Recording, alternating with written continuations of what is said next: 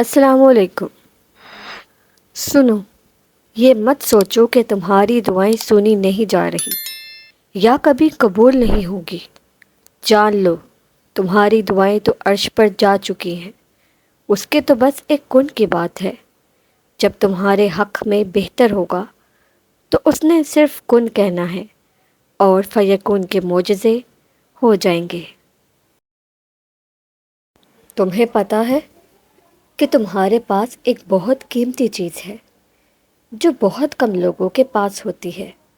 اللہ وہ چیز بس انہیں دیتا ہے جنہیں وہ پسند کرتا ہے اور اپنے قریب کرنا چاہتا ہے۔ اور پتہ ہے وہ کیا ہے؟ دوسروں کی تکلیف کا احساس، دعاؤں کی توفیق، دعاؤں کا جواب نہ ملنے کے بعد یقین اور صبر۔ یہ بہت خاص چیزیں ہیں۔ اگر تمہارے پاس ایک چیز بھی ہے تم بہت امیر ہوگے اور اللہ کے پسندیدہ ہو۔ اگر یہ نہیں ہے تو تم خالی ہو۔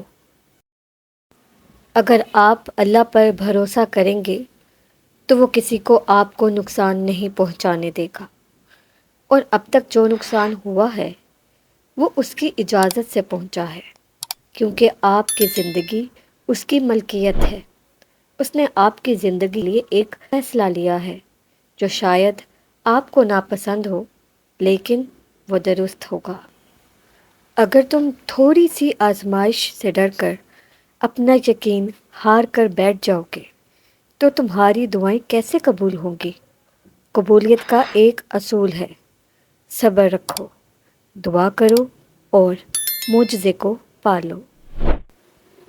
انتظار کرنا مشکل ہے، مگر اس انتظار کے بعد جو اجر تمہارے لیے لکھا گیا ہے وہ تمہاری زندگی بدل دے گا۔ بس ہر چاہت سمیت خود کو اللہ کے سپرد کر دو اور پھر دیکھنا وہ تمہیں کیسے خرغم سے آزاد کر دے گا۔